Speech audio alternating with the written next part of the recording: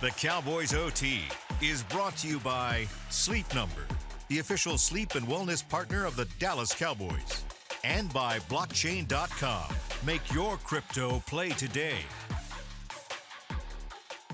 On a night filled with so much intrigue and so much promise, it instead turns into a night where the Cowboys would like to white it out from the history books. 48-32 the final score as the 2023 Dallas Cowboys campaign comes to a close at AT&T Stadium in the wild card round. Welcome into Cowboys OT here from AT&T Stadium. We are right outside of a somber Cowboys locker room with Barry Church, Isaiah Stanback, and Nate Newton. I'm Kyle Yeomans. This is The First Word presented by Dr. Pepper. And unfortunately, guys, it's not a happy first word. The Cowboys fall in the wild card round, and there's really not one place you can look at for a game like this. It was unfortunate from the jump. Green Bay got off to a hot start, put up 27 points in the first half. And from that point forward, Dallas was in an unbreakable hole. Yeah, you're 100% right, Kyle. You can't really put a finger on, who to blame or what's the problem here, because all three phases had a part in it. From special teams to offense to defense, they all had a part in this embarrassing loss to the Green Bay Packers. But when you look at it defensively, they just couldn't stop anything. The Packers got whatever they wanted throughout this entire game, whether it was running with Aaron Jones, who ended up with 119 yards, I believe, or it was Jordan Love, throwing the ball all over the yard. And to me, the most disappointing part about this defensively is we haven't seen that many breakdowns in coverage as far as the Dallas Cowboys secondary is concerned all season long. I mean, these receivers and tight ends were running down the field wide open. So that was disappointing in one aspect. And then the vaunted pass rush that was playing great the entire season long. Michael Parsons leading the NFL pressures out there. This defensive line, led by Tank Lawrence, usually was able to get after the quarterback, at least by the second half, to make that quarterback feel uncomfortable. Jordan Love riding on the wave, the confidence wave this entire regular season towards the end. He felt comfortable the entire time. Cool, calm, and collected, and was able to make every single throw out there. And to me, it kind of looked like when Geno Smith in Seattle had came down here earlier in the season. He had the same type of skill set as a Jordan Love, was able to climb the pocket, make all the throws, and expose the secondary. And I believe that's exactly what happened tonight for the Dallas Cowboys defense. Yeah, you addressed pretty much everything there, Barry. The reality is they got punched in their mouth. Yeah. A team that seemingly wanted it more, was more prepared, walked in here, busted you in the mouth, not only dominated you physically, dominated you in terms of execution, and dominated you in terms of game plan. It was very apparent that this team, the Green Bay Packers that is, had a better game plan than Dallas did, and that's both offensively and defensively. You can't just point at one particular group, one particular person. Everybody's responsible here, and I know that this locker room will take accountability for that. But you spoke about the defense in particular. And the defense, I can't help but think that Gilmore's injury that he sustained last week played a big role in the approach of Dan Quinn and this defense scheme today versus Green Bay Packers. The reason why I say that, the Dallas Cowboys defense over the 17 games that they played was the number one team in terms of man defense, man coverage in the NFL. Today, they primarily played cover three. And the reason why I believe that they played cover three is because when you typically play man coverage, you have to come up, put your hands on somebody, and you're now responsible for wherever that man goes, whether you're playing man, whether you're playing press, or you're playing off. I now am going to, at some point in time, get physical with my opponent, and I'm responsible for him wherever he goes. They try to take that responsibility of physicality away from Gilmore and make him just go and sit back and say, hey, guess what? Somebody comes in your zone, I have you. So you go in their zone, you have them. And there was confusion. For one of the first times that we've seen this year, there was confusion in the defense. There was drop coverages. There was people who were running free simply because they sat back in the zone, and they hadn't really done so all season long. The thing that amazed me is their first drive was 7 minutes and 50 seconds, 11 plays. And amongst those 11 plays, Bland, illegal contact, D-Law, offside. We said before the game started, no turnovers. Our first drive, we get 7 plays, we punt, Sam Williams goes down, get an illegal kicking interference. That puts them instead on the 9, on the 24. They score. We come back our second drive in a pick 6. The things we talked about, the things that hunted you all season long, you let them come back and rear his ugly head in a perfect situation. 2 in you in, and now 1 in you out. And that's really the disappointing side of this. It really felt like Dallas was built the right way. I mean, you talk about the NFL's leading passer, leading receiver, leading interceptions, leading pressures. You had playmakers at every level. and you had home field advantage in not only the first round, but possibly the second round if you were to advance. This, from one side to the other, I mean, you talk about the drop-off and the margin of error there. There's never really a whole lot of margin for error in the playoffs, but you saw that in the early going, and it really came back and it hit this team in a big way. Yeah, and to me, when you look at this game, you would have thought Dallas Cowboys had the youngest team in the National Football League. Like, this was their first go in the playoff situation. But it was Green Bay's first go. This was Jordan Love's first playoff appearance, and no one on that defensive side of the ball made him feel like he doesn't belong. Like, from that first drive on, he felt like this is my stadium, this is what I can do, and I can torch this secondary. And he was able to do that. Now, I'm not saying Green Bay had the greatest offensive line of all time. You know, it's kind of leaky. But they held up really well against a vaunted pass rush with the Dallas Cowboys, and there was no making him uncomfortable throughout this game, and we saw that. The guy had all the arm strength, all the ability to go out there and make plays, and that's something that this defense struggled with the entire season long.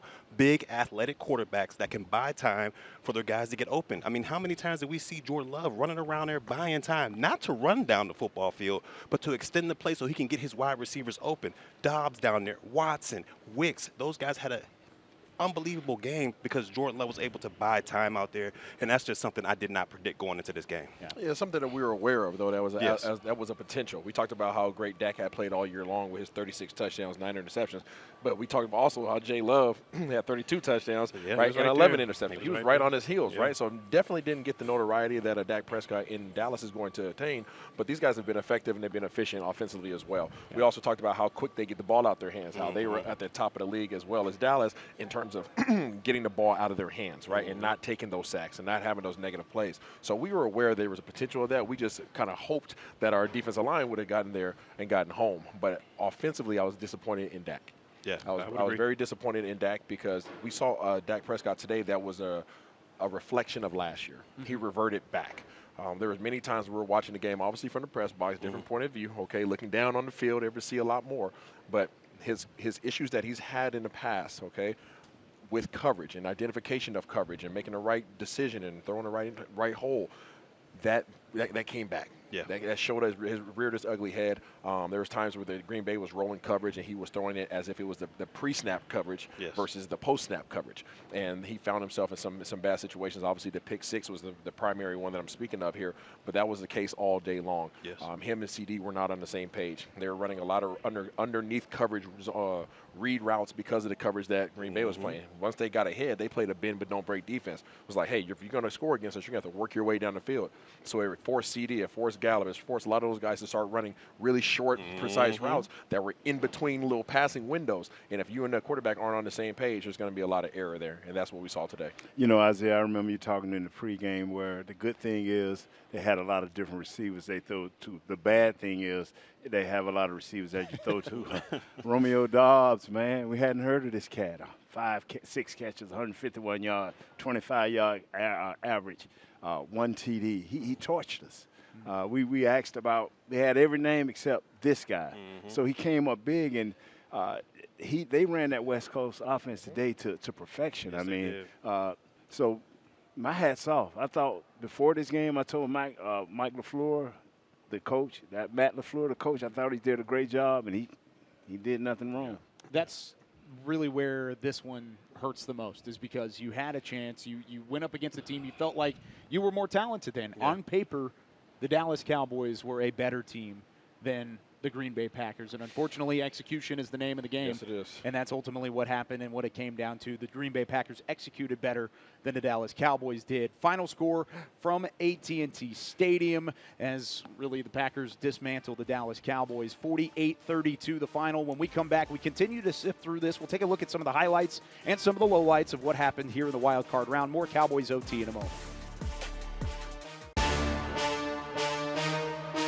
This segment is brought to you by Ashley, the official furniture store of the Dallas Cowboys.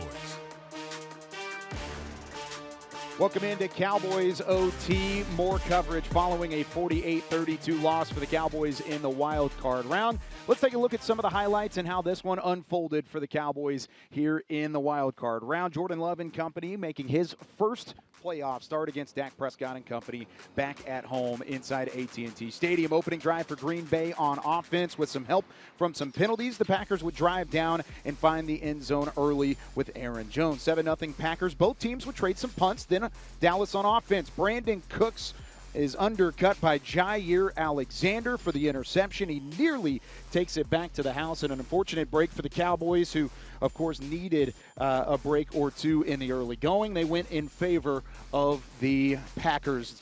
After that interception, a couple moments into the second quarter, Jones capitalizes again for 6. Dallas in a 14-0 hole early. First two-score deficit for Dallas since Week 16. Dallas looking for anything on offense. Dak rolls out to his right. Can't make a play. He's sacked to bring up 4th down and long. Dallas forced to punt again on the ensuing drive. Green Bay keeps their foot on the gas. Jordan Love finds a wide-open Dontavion Wicks for 6. Green Bay by 20 in the early going. Yes, sir. I mean, he came right up on a nice seam route right there. He jumped and dropped it right in there. As you see right there, Dak goes into coverage right there. Guy reads it just right, picks it off, takes it to the house. Yeah, that one's an unfortunate break as Savage has the pick 6. Another good look at it. That's just a poor decision from Dak. Yes. Unfortunate there. 27-0 after that pick 6. Dallas would get one back. Dak to Jake Ferguson to close out the first half. 27-7 at the break. Cowboys start the second half with a field goal, but Green Bay again drives down, takes advantage for 6. It's the third Aaron Jones score to go up 34-10. Next drive, desperately in need of the end zone. Tony Pollard punches his way in to make it a 3-score game. Believe it or not, Dallas was still alive at that point of the game, but they needed a defensive stop. Instead, Green Bay found a wide-open Luke Musgrave down the right-hand sideline. Blown coverage leads to 40 points on the board from the Green Bay offense. This is an unusual deal to see our guys, our secondary, with a wide-open guy like that. That had to be a blown coverage right there. Yeah, it really was, and there you see it. I mean, nobody even in the vicinity, and that'll pretty much do it. 40 points on the board for Green Bay. First time Dallas has ever allowed 40 points in a single playoff game. 48-32 the final. Dallas made it a bit more cosmetic down the stretch. They put up some yards really in desperation time to try and find their way back into it. But, Nate, as you see there, it was the early start that really came back to bite the Cowboys. Hey, the first quarter, they had the ball 11 minutes. The first quarter, the second quarter, they had it 6 minutes. So it just wasn't no catch-up for the Cowboys.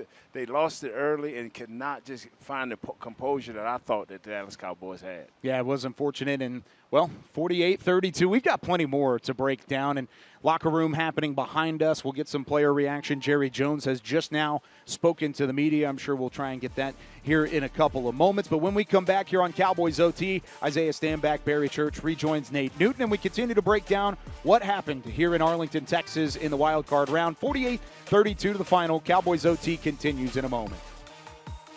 This segment was brought to you by Ashley, the official furniture store of the Dallas Cowboys.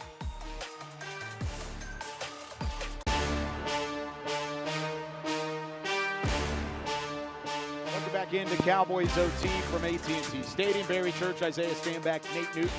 I'm Kyle Yeomans. Let's hear from some locker room reaction, starting with Jake Ferguson. Had a really nice day statistically, just unfortunately it came in a loss. Here's what Jake had to say. Such belief about what this group could do together. For you, what's the hardest part of this ending to just come in terms with? Just knowing how hard everybody in this locker room worked. And that goes beyond just the start of this season, you know. This work's been going since last year. And I think you know, we just got to, you know, learn from it. And it's a tough one. Yeah, I mean, I don't really have any words. Just, yeah. Did it feel like during the game something would happen, a spark? You were waiting for that moment to happen. I mean, you had some pretty good plays, but just take me through what emotions you had. Yeah, spark, sure, but this is the NFL. This is playoff football. You got to have more than one spark. You got to, you know, keep playing. You got to play continuously good football. And you know, they were hot, and you know, I think I was off a little bit early, and especially in some of the run game. And you know, I just look at that, and you can't have those mistakes early, especially in playoff football, and you can't. Margin of error is tiny. Not in rhythm is being used a lot. Why do you think you guys weren't in rhythm and couldn't get all on the same page? You know, we were making plays. Yeah, I think, sure you can say rhythm, but, you know, we prepared. We loved our preparation this week. It's just one of those ones that you don't come away with. You mentioned the preparation. Obviously, coming into the game, you didn't feel like you would have been unprepared for the game. When it goes that sideways as quickly as it did, what do you do in that scenario? How do you bounce back? I mean, for starters, you get your ass in the weight room, you get your ass in the playbook. You know, you start now. The off season starts now, and really, I see it as the preparation for next year starts now. So, whatever I kind of look back and say, hey, Ferg, I was off on this, or I was off on that, or I need to be better in the run game, or blocking, or whatever it may be. That starts now for me. Here's a look at the offensive stats during the 48-32 loss to Green Bay in the wild card round. Dallas did a nice job late to try and work their way back into it, but by that point it was too little, too late in the end of this one. Jake Ferguson, you could hear it there, and he walked by us as we were playing that interview and playing it back, and you can sense the disappointment from the players because they knew the opportunity that was at hand. I mean, the thought process going into this game was seize everything, not seize the wild card round, not seize a couple wins. They wanted it all, and instead they come up short. Yeah, it's extremely disappointing as a whole team when you look at it, because this team did what they needed to do to get into the situation where they had the best advantage as far as being at home. And we all knew going into this game, this team is a different team at home than it is on the road. Yeah. Unfortunately for the Cowboys, they walked into this game in all three phases, in my opinion, and I don't want to say they overlooked Green Bay, but they kind of sleptwalked into this game because they started extremely slow, and that's something that we don't see from a McCarthy-led team. Usually they come out the gates blasting, and today it just wasn't the case. Green Bay got the ball to receive, took the ball down the field, and from there it was history. I know the numbers there look pretty good, but that was all kind of towards the end when the game was already out of hand. So to me, this is just a disappointing game overall because this is from a team that had everything in front of them, everything to take advantage of them, and they weren't able to capture that moment, and they came into this game sleepwalking. I have no choice but to think about a quote from Mike Tyson. You know, I used to fear the crap out of Mike Tyson. Everybody did. Everybody still fears Mike Tyson. Why do you fear him? I mean, it's not like you're going to run up on him in a That's somebody you just situation. You don't relax on. But back in the day when Mike Tyson was absolute goon, nobody wanted to face him in the ring. He said everybody has a plan until you get hit in the mouth. Yeah, that's true. And Dallas Cowboys, I'm pretty sure, had a plan coming into this game. And then they came in here and Green Bay punched them in the mouth. Yeah. And when you get punched in the mouth, depending on where you grow up at, you punch back. And it didn't happen. It didn't happen until the game was too far gone. After that first half, it was pretty much just a game of just clock management at that point.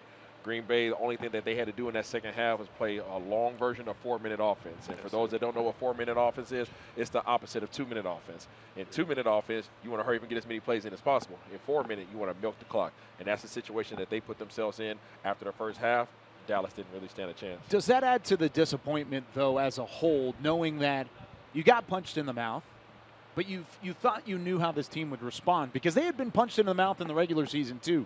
Seattle, early in the game against Washington. I mean, there were games even recently, Detroit, where they got punched in the mouth, even at home, and they responded. Yeah. Is that add to the disappointment, the fact that there really was no response? Yeah, it does, but you go to the execution. And that's when I say that the game plan of Green Bay seemingly was substantially better than that of Dallas. And they punched you in the mouth one time, and then it was like a pop, pop. You know, 2 pieces of biscuit is what we called it. Right. You know what I'm saying? Wow. And they just kept coming. And, you know, it was drops and coverages. It was, you know, pick sixes. It was the magnitude of the plays that they were hitting on and executing on that was really the blows. It was like big body blows. It wasn't like you was getting chin checked. There were big body blows, you know, like Frazier's, you know, you just in the corner. And it's hard to recover from those. And we saw the result of that tonight. They just forced us to cover every inch of the field. You know, they was throwing the ball short, long, medium.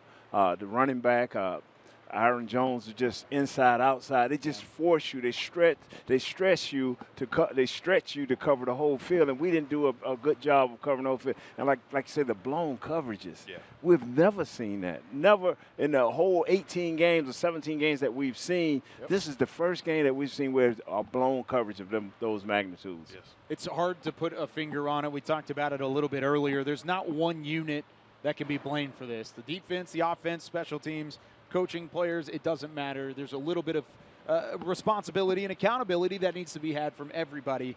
But with the head coach being Mike McCarthy, he's going to get a lot of that heat. He's going to get a lot of the pressure. He'll get the praise when it goes right, and he will get the retribution whenever it goes wrong. But when we come back, we're going to hear from Mike McCarthy as he takes to the podium. 48-32, the final. Dallas Cowboys football and Dallas Cowboys OT will return in a moment.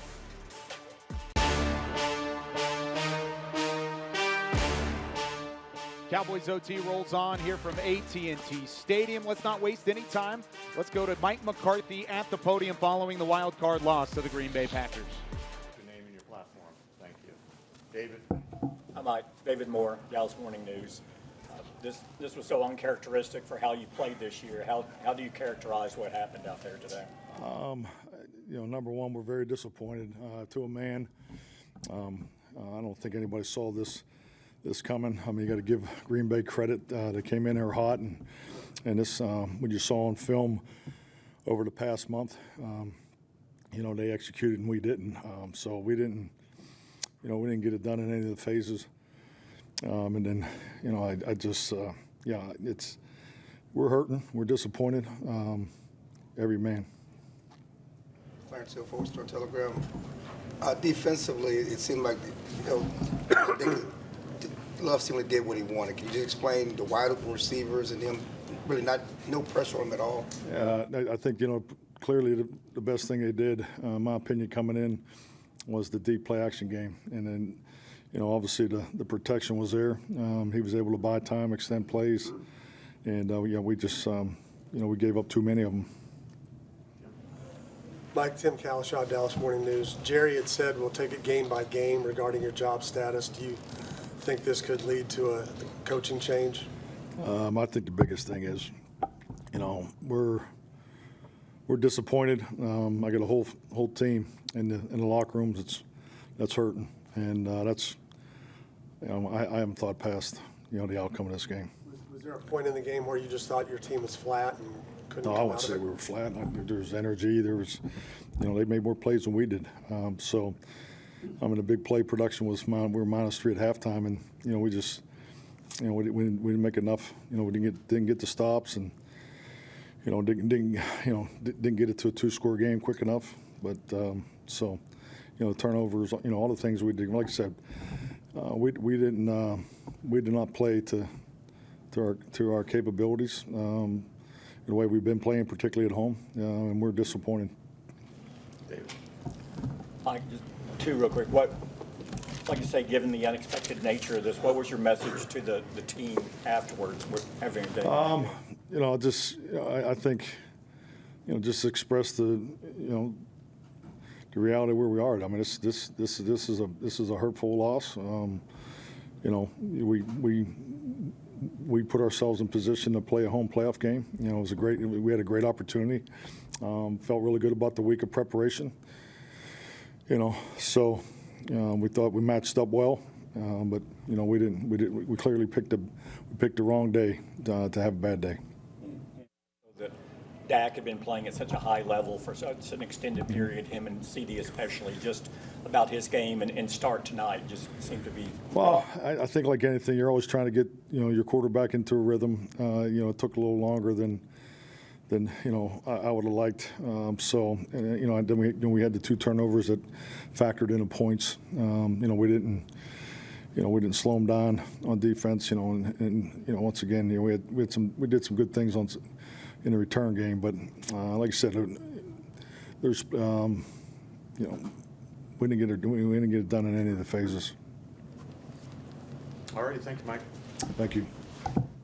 So there's Mike McCarthy at the podium following the 48-32 loss to Green Bay. Back here with Barry, Isaiah, and Nate. I'm Kyle Yeomans. And Nate, I'll start with you on this one. Just take me through your thoughts on what Coach McCarthy had to say. He took accountability for it, talked about how it's not just him, but it's a little bit of everyone, which is the truth in a game like this, but also game-by-game future. You heard Jerry Jones paraphrased in that question there. I mean, there's a lot of question marks around where this team goes next. Where do you think they should go? You know what? I don't. First of all, I want to say I don't know what game by game mean, because this is the last game, so this is the only game you can judge. Coach McCarthy, Coach Stephen came on the pregame show. Mr. Jones, his son Stephen Jones came on. We were ready. The players are prepared. Everybody's prepared. So now this is just bigger than McCarthy for me, Nate Newton. You should be looking at every player as well as Coach McCarthy. If you don't think he did a good enough job, you let him go. If you think he deserves another shot at this right here, you keep him. I don't make those decisions, and I'm glad. Yeah, I'm not. I don't envy the Jones family right now, nor do I envy Will McClay. You put together a coaching staff, you put together a roster that you felt can rival anybody in the league. You showed that you could fight against some of the toughest teams in the league towards the end of the year. You had one of the toughest schedules, bar none, towards the end of the season. I mean, then you go up against a Green Bay team that you feel like you should be able to beat. You have good energy. You're at the home. You won the NFC East. You've done everything that you can to position yourself for a solid run through the playoffs. You needed a 3-game winning streak to position yourselves for a shot at the Lombardi. And you come in here and you lay an egg. And not only it's not the fact that you lost, it's how you lost. And I think that's what's going to really resonate with a lot of the decision makers going forward in this offseason. And I know a lot of people are going to be looking for answers right now, and sometimes you get answers immediately after the season's over. Sometimes you don't. Sometimes you got to marinate in it a little bit and just let it and kind of bask in the ambiance of something that's terrible. And that's where this team is right now. I don't know where they go next either, Nate. I don't know. I don't think that there's much out there in terms of making a decision in terms of switching the leadership here. Like, who do you get? Like, if you were to make the change, what are you expecting to be different? Aside from just winning 3 more games, right? And they've done everything. You're at the top of the statistics, in offense and defense and special teams, and you have all the players and you have the development. It's just when you get to this point, so maybe you bring in a consultant, and maybe you don't make the big change. Maybe you bring in somebody who has some wisdom. There's some people out there that might be in that position that might be able to just get you over the hump, because that's all I think that it is for this organization right now is just a hump. Yeah, and you said it right there, Isaiah. When you talk about this front office and what they did putting this team together, you had the top passer. You had, a top 5 offense, top 5 defense, one of the top special teams in the National Football League. And we all understand when you play and have that star on your side of your helmet, or you coach for the Dallas Cowboys, it's all about what you do in the postseason. 3 straight seasons of 12-plus wins, that is amazing. And we all understand, because it's so hard to win one game in the National Football League. That's amazing.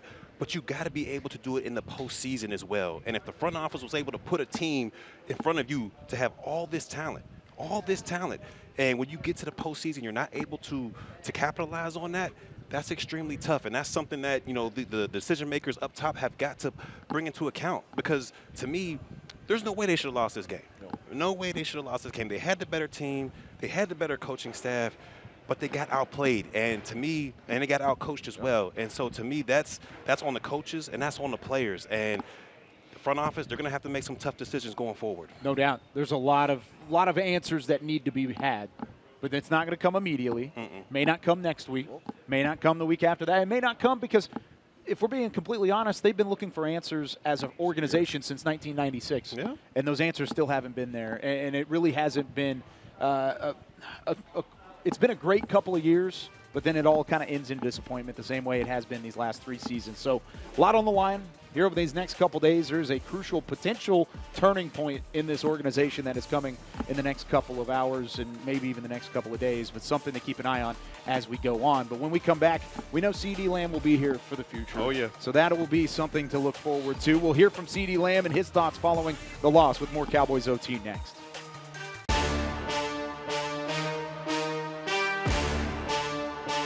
Continuing to break down the final game of the 2023 Dallas Cowboys regular season. 48-32 the final score. Dallas falls in the wild card round. Barry Church, Isaiah Stanback, and Nate Newton. I'm Kyle Yeomans. Let's hear from CeeDee Lamb following the loss. Very. Obviously, we didn't come out and execute like we should have to begin the game with, and the rest is downhill.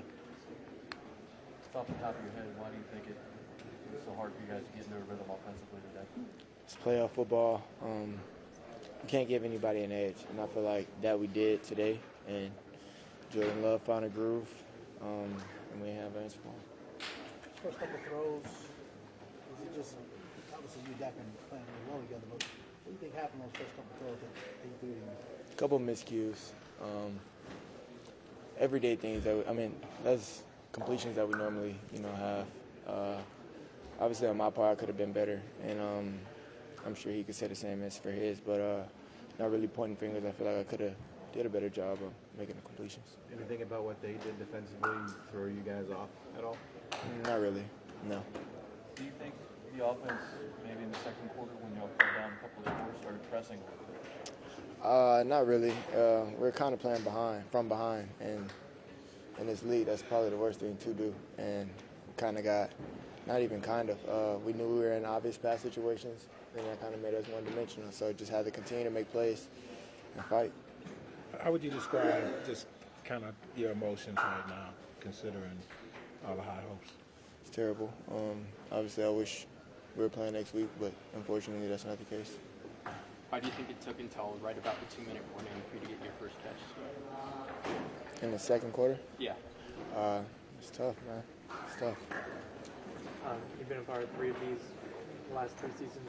Does this one feel different when it's this way? What do you mean? In terms of a blowout loss? Nah, still feel the same. We lost. When you think about So CeeDee Lamb, of course, frustrated. You could sense some of that frustration in the first half of this one against Green Bay. But as you look to the future with him really as a cornerstone player of this franchise, what's the ceiling for CeeDee Lamb and what he can bring to the table here over these next couple years? I believe when it comes to CeeDee Lamb, the sky's the limit when you talk about this guy. I mean, earlier in the season, he started off a little slow, but he went on a run there for about 10 weeks that matched anything we've seen in the NFL. I mean, this guy, you throw double teams, triple teams at him, zone, no matter what the case may be, he looked unguardable at situations out there. So, to me, that Dak and CeeDee connection going forward, the sky's the limit for both of those gentlemen. Yeah, there's no ceiling.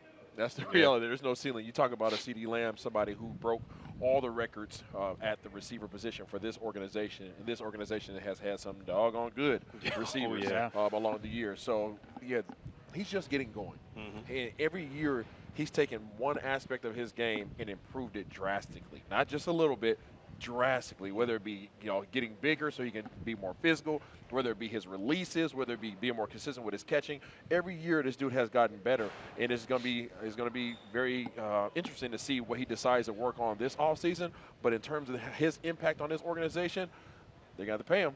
That's next up. That's for sure. That is next up. Ain't much I can add to that, man. These guys have given it all, but once again, we're not judged. Our stars are not judged just by the regular season. It's what you do during these playoffs, and him and Dak were a little bit off this day, and so we got to get better there. Just get better there.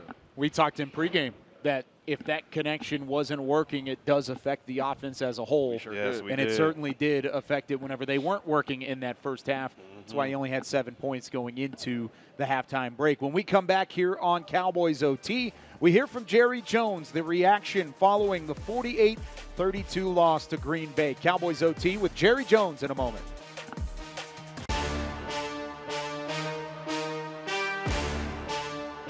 $48-32, the final score from AT&T Stadium. Dallas falls to Green Bay in the wild card round, leaving Cowboys Nation searching for answers. And some of those answers may or may not be answered with Jerry Jones. Let's take a look.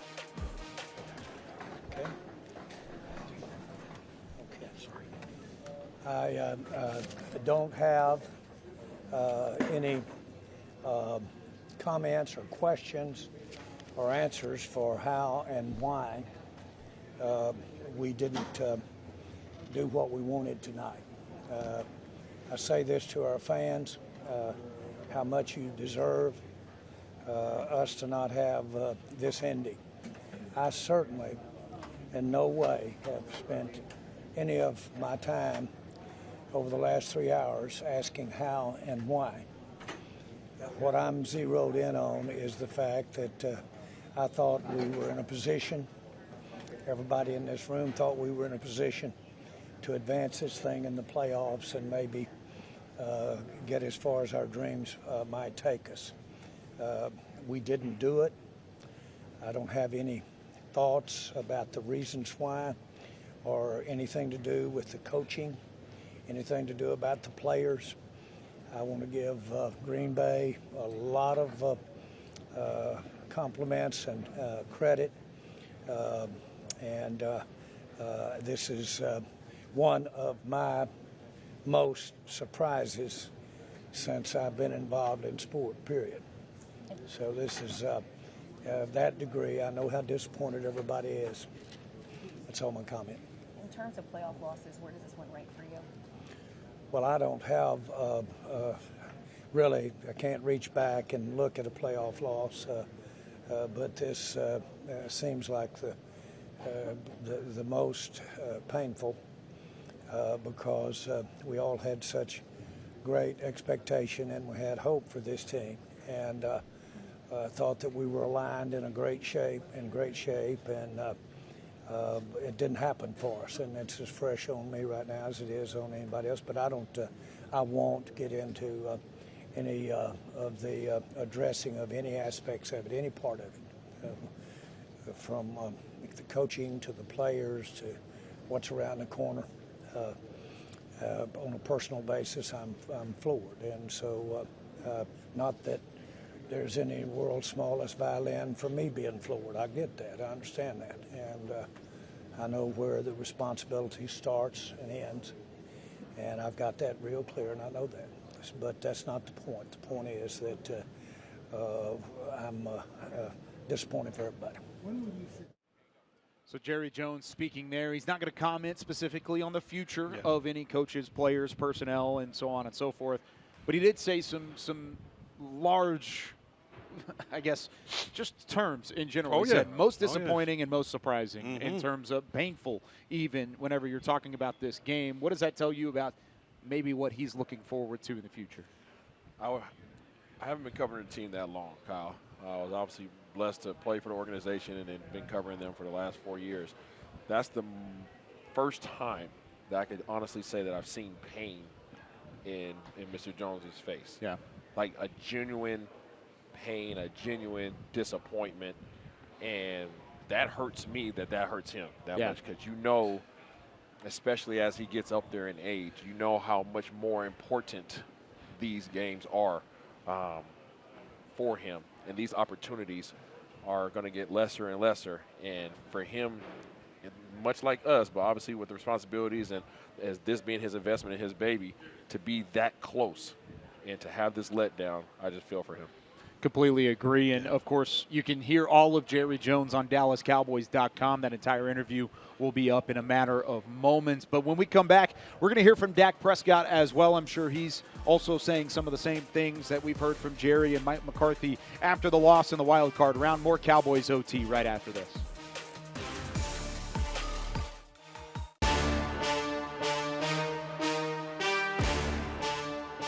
Sunday afternoon brought it into an otherwise stellar season for Dak Prescott in a disappointing way as the Cowboys fall 48-32 to the Green Bay Packers. Let's hear from QB1. On you, let us know who you are on the platform.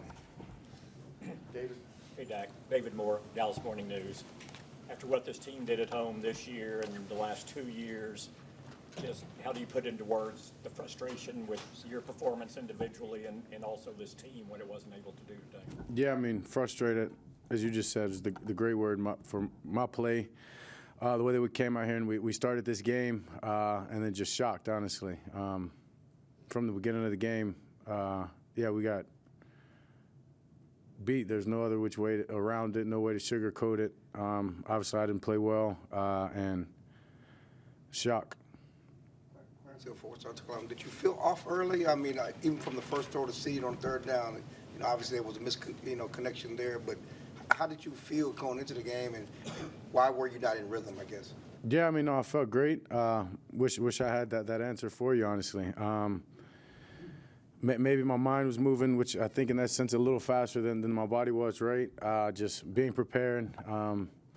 And getting from one to another, maybe a second too fast or half a second too fast, and with that, right, the ball jumps a little bit more. Obviously, just we're talking about it. Knew I was going to have enough spin on the ball, right, in the sense about bringing it down, I guess, when I needed to, and didn't early, and then by the time that I did, it was too late. Dak, Todd Archer with ESPN. You guys have had these seasons before and have had this playoff disappointment. How do you get past this? What has to happen? Wish I had that answer for you, honestly. I mean, yeah. Calvin. Calvin Watkins, Dallas Morning News. As you know, there's going to be speculation about your coach and his status. Your thoughts about Mike and everything he's done this year? Yeah, he's been amazing. I don't know how there can be, but I understand the business. In that case, it should be about me as well, honestly. I mean, that guy, I've had the season that I've had because of him. This team has had the success that they've had because of him. And I understand it's about winning the Super Bowl, and that's the standard of the league and damn sure the standard of this place. So I get it, but add me to the list in that case. Ed Werder, ESPN. What's it like mentally and emotionally to go from 3 hours ago you think it's all set up for you to go as far as you've ever been in the playoffs, and now you go all the way back to square one, off-season program, and all that to get back here again? Yeah, it's a shock, as I said to begin with. Damn sure didn't think this is where we'd be. As far as anything, I can promise you, scheduling, myself, this team, this organization, that this would be it. Credit to those guys. They came out here and handled business, and no disrespect to those guys going in, but that was just the confidence that this group had and what we've done, and damn sure what we've done at home. So, yeah, it'll take a little bit more time to digest it completely, to be honest with you, but stunned. Stunned is a pretty good word to describe it. The confidence level was high, and unfortunately for the Cowboys, it turned into an early exit here in the 2023 playoffs. When we come back, we wrap up Cowboys OT and take a look to the future and what this Cowboys team could look like in 2024. More Cowboys OT right after this. The Cowboys OT was brought to you by Sleep Number, the official sleep and wellness partner of the Dallas Cowboys, and by blockchain.com. Make your crypto play today. 48-32, Green Bay brings a screeching halt to the 2023 Dallas Cowboys playoff run as the Cowboys fall in the wild card round at AT&T Stadium, and they are done for the campaign. Welcome back in as we are nearly done wrapping this one up. We've got Barry Church, Isaiah Stanback, Nate Newton. I'm Kyle Yeomans. Quickly, gentlemen, Barry, I'll start with you. What do you look toward the future? What's the number one question you want answered? You know, how did they get over this hump? You know, they got a lot of cornerstone pieces on this team, pieces that you can build around, offensively, defensively, and special teams. Now they got to figure out, how do they get over this hump? How do they take the regular season to the postseason? That's the biggest answer they need to question, or they need answers to going into this offseason. Yeah, I'm going to be a little bit more specific in regards to the coaching staff, and I'm going to go ahead and look directly to the defensive side of the ball. You know, are you going to be able to retain Dan Quinn? Because if you can't retain Dan Quinn, a big part of this culture and this team walks away. I just feel like it's right here, man. This thing have to hurt to a point. I'm talking about players, forget coaches. You have to hurt as a player so bad, so when you come back next year, you're willing to do anything that is asked of you that was in reason to be the winner that you need to be. Well, in the final words of Dak's press conference here, where he said, I don't know. It's not right. Like, I don't necessarily want to say the words on television. Yeah. He's upset. Yeah. Everybody's upset. Everybody's disappointed. It was arguably the most disappointing loss in playoff history for the Dallas Cowboys, but it is the case, and the Cowboys will go back to training camp in a couple of months and try it again in 2024. We appreciate all of you for tuning in all season long. For Barry, Isaiah, Nate, I'm Kyle Yeoman saying so long for 2023.